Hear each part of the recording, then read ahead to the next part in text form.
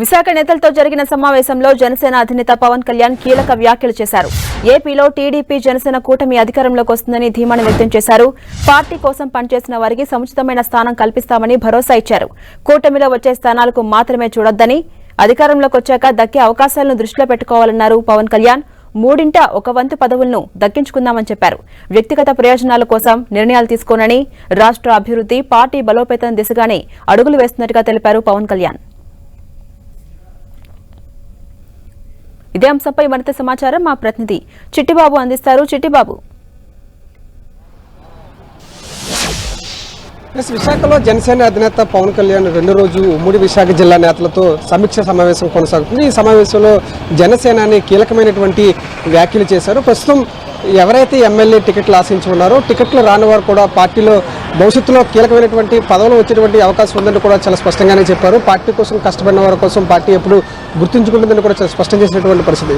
Party భవిష్యత్తు నిధి కోసం అయితే కనుక 10 కోట్ల రూపాయల విరాళం కూడా ప్రకటించారు. మరికొద్ది సేపట్లోనే ఒక కీలకమైనటువంటి సమాచారం వచ్చే అవకాశం ఉందని కూడా ఇప్పటికే జనసేన వర్గాల నుంచి ఒక సమాచారం అయితే కనుక అందుతుంది. భీమిలి, గాజువాక, పెందుర్తి, యలమంచిలి ఈ 4 నియోజకవర్గాలకు సంబంధించి ఇన్ఛార్జీలు కూడా అధికారికంగా ప్రకటించేటువంటి అవకాశం ఉందని కూడా సమాచారం కూడా అందుతుంది. ఇక ఈ సమావేశం అనంతరం కూడా ఉమ్మడి విశాఖ జిల్లా నుంచి ఎంతమంది అభ్యర్థులు జనసేన నుంచి పోటీలోకి దిగబోతున్నారు, ఎంతమంది అభ్యర్థులు పోటీ చేయబోతున్నారు అనేటువంటి ఒక స్పష్టమైనటువంటి ప్రకటన వచ్చేటువంటి అవకాశం ఉందని కూడా ఇప్పటికే జన సైనికులు అయితే కనుక ఆశాభావం వ్యక్తం చేస్తారు. మరొక వైపు ఎవరైతే టికెట్స్ ఆశించి ఉన్నారో రాని వారంతా కూడా నిరాశ చెందవద్దు. 2019 నుంచి ఇప్పటి వరకు కూడా పార్టీ కోసం పనిచేసిన వారందరూ కూడా పార్టీ సముచిత స్థానం కల్పిస్తుందంటూ కూడా జనసేననే భరోసా ఇచ్చారు. ఇప్పటికే భీమిలి నియోజకవర్గం నుంచి పోటీ చేయడానికి జనసేన నుంచి రంగం సిద్ధం చేశారని చెప్పవచ్చు. మరొక వైపు పెందుర్తి నియోజకవర్గం నుంచి, అలా విధంగా యలమంచిలి, అనకాపల్లి ఈ 4 స్థానాల నుంచి కూడా దాదాపుగా జనసేన పార్టీ నుంచి అభ్యర్థులు బరిలోకి దిగే అవకాశం ఉందంటూ కూడా జనసేననే స్పష్టత ఇచ్చినట్టుగా మనకు సమాచారం అందుతుంది. మరికొన్ని నిమిషాల్లోనే కీలకమైనటువంటి ప్రకటన అయితే కనుక రాబోతుంది. భీమిలి నియోజకవర్గం నుంచి ఇప్పటి వరకు జనసేనకు ఒక నేత ప్రాతినిధ్యం వహిస్తే మరికొన్ని నిమిషాల్లోనే పార్టీ నుంచి ఒక స్పష్టమైనటువంటి ప్రకటన కూడా వచ్చేటువంటి అవకాశం ఉంది. ఇక భీమిలి, అదేవిధంగా యలమంచిలి, పెందుర్తి, అనకాపల్లి ఈ 4 నియోజకవర్గాలకు సంబంధించినటువంటి సమన్వయకర్తల్ని అధికారికంగా ప్రకటించబోతారంటూ కూడా మనకు సమాచారం అయితే కనుక అందుతోంది. ఇప్పటికే చాలామంది ఉమ్మడి విశాఖ జిల్లాలో ఒక 6 వరకు కూడా పూర్తి స్థాయిలో టికెట్లు అయితే కనుక ఆశించారు. 6కి న్యాయం చేయలేకపోవచ్చు. అయితే పార్టీ అదేవిధంగా పత్తులో ఉన్నటువంటి నేపథ్యంలోనే మనకు పార్టీకి ఎంతమందికి అయితే టికెట్స్ వస్తే వారందరూ కూడా కష్టపడి పనిచేయాలి. రాని వారు ఎవరు అధైర్యపడవద్దు. సముచిత స్థానం కల్పిస్తుంది పార్టీ అధికారంలో ఖచ్చితంగా రాబోతుందంటూ కూడా జనసేనని ధీమా వ్యక్తం చేశారు. ఇక పార్టీ అధికారంలోకి వచ్చిన తర్వాత చాలా పదవులు కూడా రాబోతున్నాయి. ముఖ్యంగా ఎమ్మెల్సీ పదవులతో పాటు నామినేటెడ్ పదవులు కూడా రాబోతున్నాయి. కాబట్టి ఎవరు నిరాశ చెందొద్దంటూ కూడా జనసేనని తమ ముఖ్యమైనటువంటి నేతలకు భరోసా ఇచ్చినట్టుగా సమాచారం తెలుస్తూ ఉంది.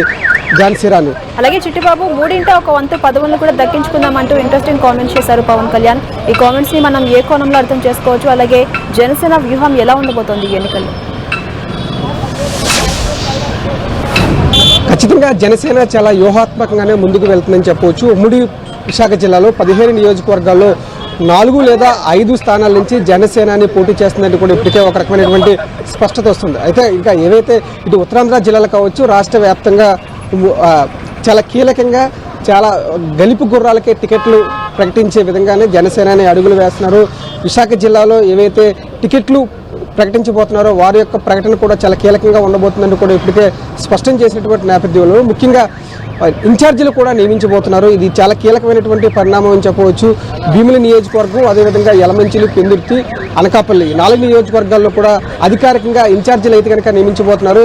ఆ ఇన్ఛార్జీల ఎన్నికల బరిలోకి దిగబోతున్నారంటూ కూడా చాలా స్పష్టం చేసినటువంటి జనసేనని ఇన్ఛార్జీలకు పూర్తి స్థాయిలో ఆ నియోజకవర్గంలో ఉన్నటువంటి జన సైనికులు, వీర మహిళలు, ఇతర టీడీపీ నేతలు ఈ 2 పార్టీలకు సంబంధించినటువంటి ముఖ్య నాయకులంతా కూడా సహకరించాలని కూడా జనసేనని వారి యొక్క పార్టీ కేడర్కు ఎత్తిపోత చేసినట్టుగా మనకైతే కనుక సమాచారం అందుతూ ఉంది. ఈ నేపథ్యంలోనే జనసేనని చాలా వ్యూహాత్మకంగా ముందుకు వెళుతున్నారు. ఉమ్మడి విశాఖపట్నం జిల్లాలో 4 స్థానాలు లేదా 5 స్థానాల నుంచి బరిలోకి దిగడానికి ఇప్పటికే రంగం సిద్ధం చేసుకున్నారు. ముఖ్యంగా జనసేన రాష్ట్ర ప్రధాన కార్యదర్శి నాగబాబు కూడా అనకాపల్లి నుంచి బరిలోకి దిగుతారంటూ కూడా సమాచారం అందుతుంది. ఇక అనకాపల్లి నుంచి బరిలోకి దిగుతారు కనుక దానికి సంబంధించినటువంటి అందరి నేతలతో కూడా ఇప్పటికే నాగబాబు కీలకమైనటువంటి సమావేశాలు ఏర్పాటు చేశారు. మరికొద్ది సేపట్లోనే ఇన్ఛార్జీలు కూడా ప్రకటించేటువంటి అవకాశం చాలా స్పష్టంగానే కనబడుతుంది. Jhansi Rani. Right, thank you Chittibabu.